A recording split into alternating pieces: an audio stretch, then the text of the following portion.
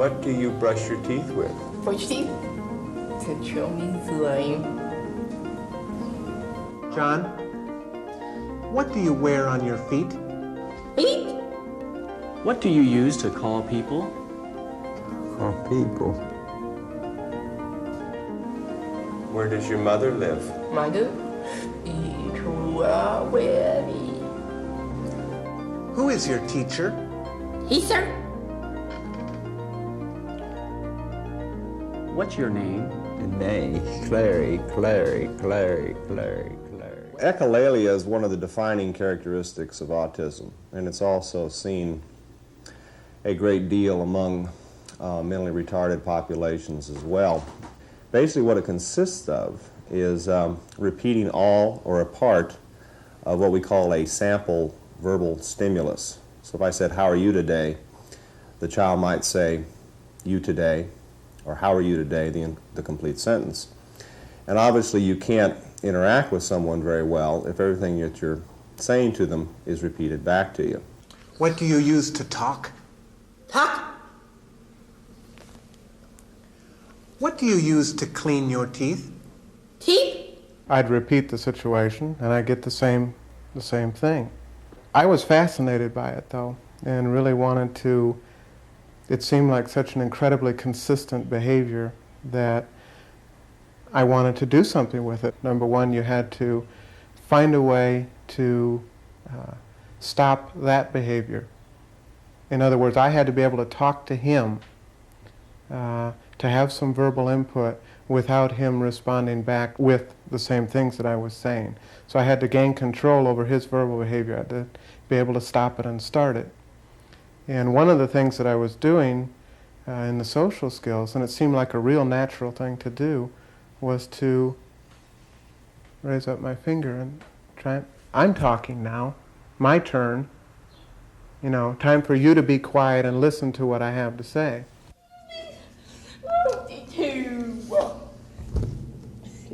I feel.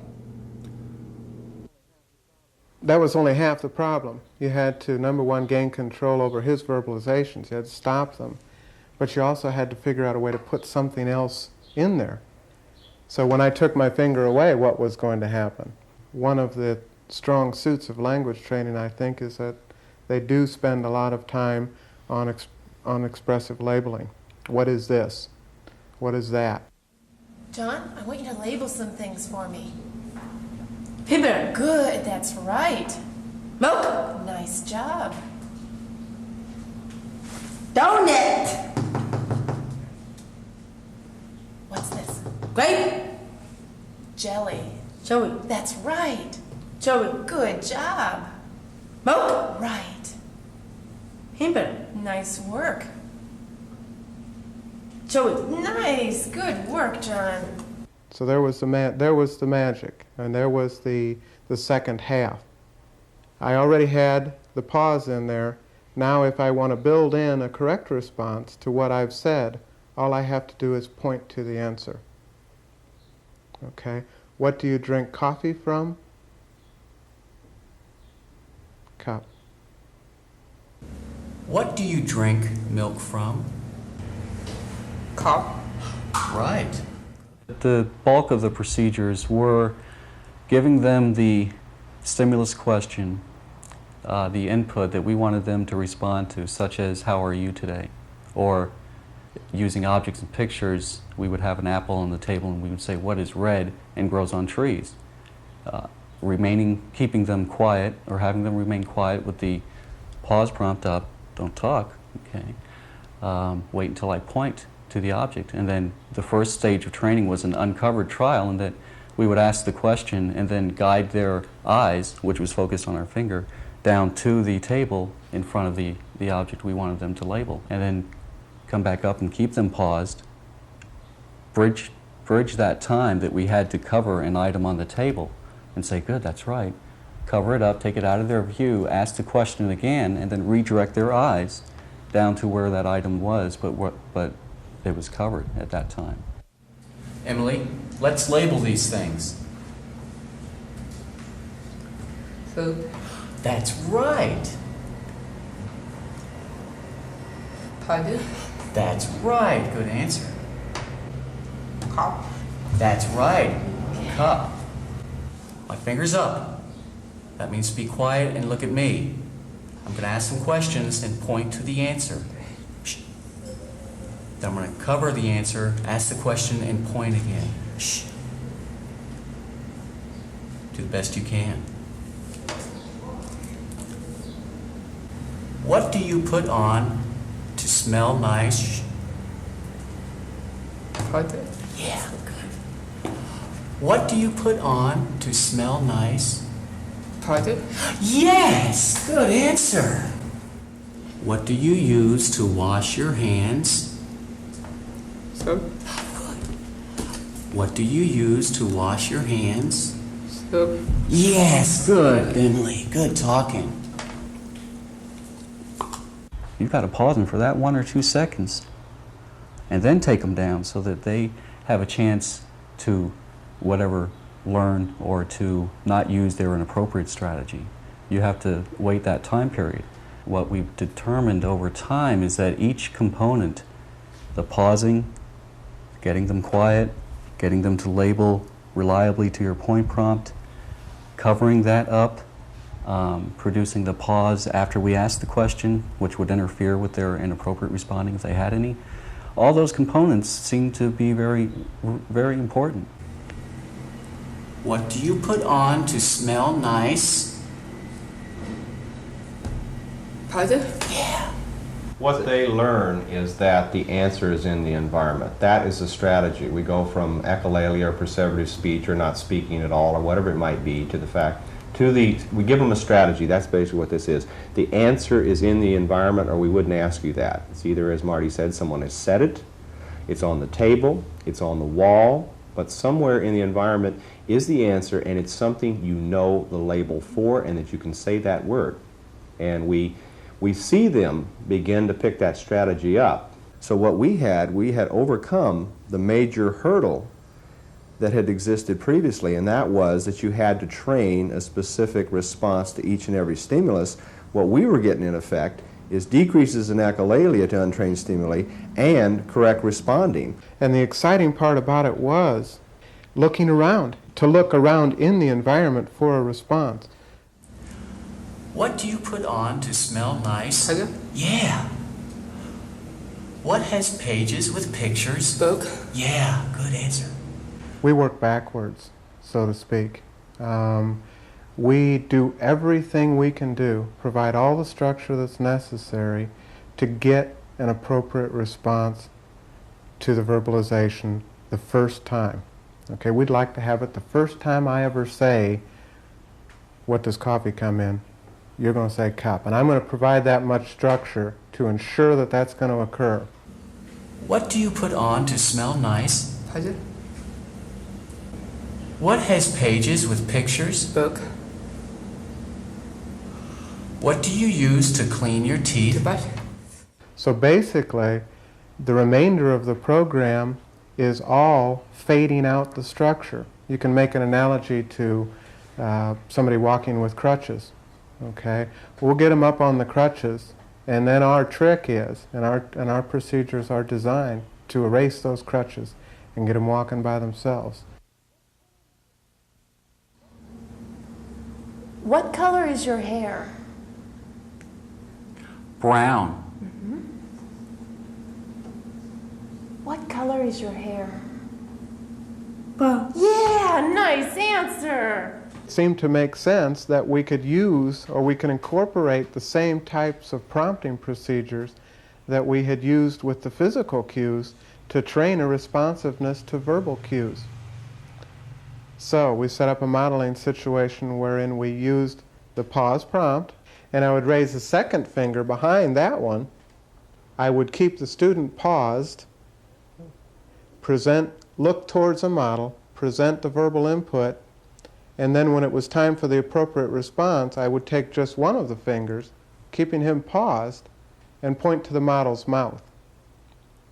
And the model would then produce an appropriate response. Then I'd drop this hand out of the ball game and represent the stimulus, except this time after I presented the stimulus, I would simply point to the model's mouth and they wouldn't say anything. Okay, the model would not say anything. Then I would go through my series of prompts to get the student to say what the model had just produced a moment ago. Okay, and sure enough, it worked. Don, my finger's up. That means to be quiet. I'm going to ask Jerry some questions, and he's going to give the right answer. Then I'll ask you the questions, and I want you to give the right answer. Say what Jerry says when it's your turn.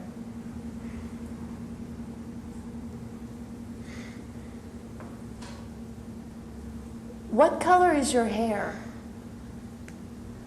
Brown. What color is your hair? Brown. Yeah, nice answer. That's a right answer. How many eyes do you have? 2. How many eyes do you have? 2. Yeah, good answer. Nice job. How are you today? Fine. How are you hands down. How are you today? Fine. Okay, that's right. The next step would be for me to stop pointing to the appropriate response. Okay? So I would no longer point to the model after presenting the student with the verbal input. What color is your hair? Brown. Yeah. What color is your hair? Brown. Good job, that's right. Nice answer. How many eyes do you have? 2. That's right. How many eyes do you have? 2. Nice job, that's the right answer. What do you say if you won something? Peace. Yeah, that's a right answer. Good job. How old are you? 13. Good answer, nice job. What color is your hair? Brown. How are you today? Fine. What do you say if you won something? Peace. We're not always going to have a model around. And the most common way of providing information to people is to just say, for example, coffee comes in a cup. And then say, what comes in a cup? Right. Under those circumstances, most low-functioning students would not be able to learn. But what do we have? We have the structure again. We can simply add the structure to a looser training situation. I would pause prompt first. Coffee comes in a cup. What comes in a cup? Say what I just said. Rick, I'm going to tell you something and I'm going to point to the important word when I say it. Then I'm going to ask you a question, and then I'm going to point to the answer. Do the best you can to answer, and quiet when my finger's up. A clock is used to tell time. What is used to tell time? Clock. That's right, Rick. Good job. And again, after doing that procedure, students would learn, and as we faded the procedural components, as we faded the structure, we're back to the very straightforward, coffee comes in a cup. What comes in a cup? And we've got it. A clock is used to tell time. What is used to tell time? Clock. That's right, Rick. Nice job. What is used to tell time? Clock. That's right. Good. What keeps you dry when it's raining? Umbrella. That's right. What should you do before eating? Wash hands. That's right. Good job. What is used to tell time? Clock. What keeps you dry when it's raining? Umbrella. What should you do before eating? Wash hands. There's all sorts of ways to take this basic structure and teach. And so one of the things that we're doing now is teaching what we call the natural environment, either inside a building or outside, because essentially all you need is a trainer, a student, and a trainer's finger. So you can be walking down the hallway, the trainer can stop and conduct a training trial right there. What do you look through to see outside? You know. Yeah, that's right. What do you look through to see outside? You know. That's right. Good talking. Come here. What do you sit in? Here. That's right. What do you sit in? Here. That's right. You're getting all these right. That's good talking. Come with me, Ron. What do you watch movies on? TV. That's right. What do you watch movies on? TV. That's good talking, Ron. What do you sit in? Here. That's right. Good answer, Ron. What do you watch movies on? TV. That's right. Good job. So what we see as one of the advantages of this is that parents, especially parents of handicapped kids, can essentially conduct training with their child in what might be considered to be less than a structured situation, but in a very normal way that's akin to how you'd work with a normal child, that teachers and institutional personnel can conduct this training at any time if they're just in the presence of a client, and it should be reinforcing to them because of the client's success. What goes back and forth? Me. That's right. What goes back and forth? Me. That's right. That's nice talking. What do you look for before you cross the street? Car. Right. What do you look for before you cross the street? Car. That's right. Good talking. I think one of the real keys to all this was that we were blessed in a sense that Marty had a 2-year-old child as we were beginning to develop this procedure. And obviously what we had is someone who had developed a procedure who was also conducting repeated observations on a, quote, normal individual at home and really looking at how language develops. What do people look through to see outside? Windows. Yeah, they do, don't they? What do people use to take pictures? Cameras. That's right, they do. Pausing in front of a tree and asking what is tall and grows outside, and pointing to a tree. These seem to be very natural types of teaching interactions that people with normal, quote, normal youngsters employ. Look at the bird. Oh, and they point over to the bird. And then eventually the child spontaneously says, look at the bird, ideally. But I think that fits into a very normal model, and as we've said before, it turns out to be a training program for the parent, and that now they know that every item, every object that they pass, they can teach a functional response. They can teach the child to use their verbal label functionally, and I think that has heavy implications for teachers in school and aides on an institutional unit. Hey, Chris, What? what do squirrels live in? Trees. Righto. What do squirrels eat? Nuts. Nuts, that's right. What falls off a tree? Stick.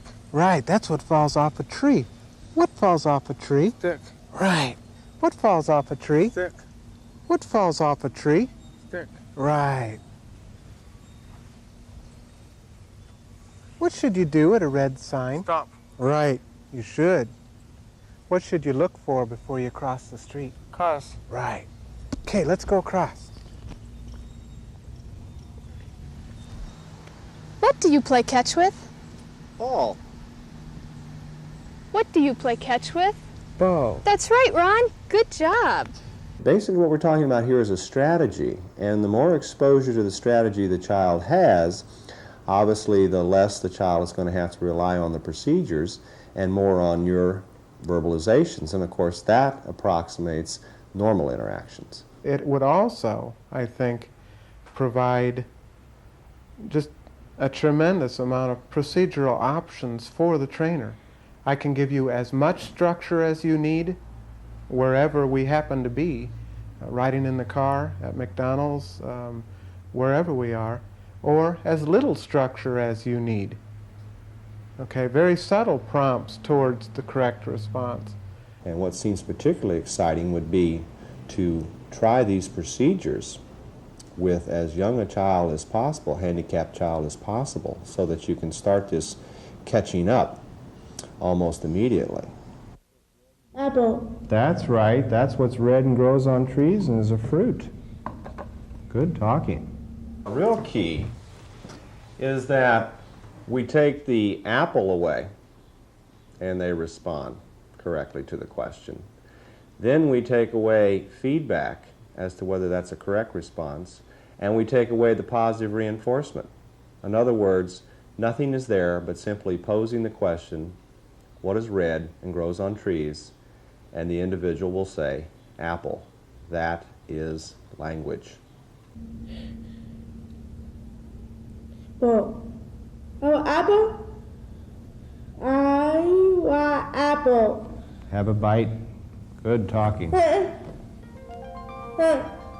What I find most fascinating about this program is that it is the simplest procedure to do. It's got the potential for the greatest widespread applicability because of its simplicity. You don't have to be a behavioral artist to make this work, and the student's success is, of course, a big part of the reinforcement for the trainer, and that's what keeps the trainer going. How far can we go with this? How much can we do? How much language can be learned? And what would it look like after 10 years of training? What would it sound like?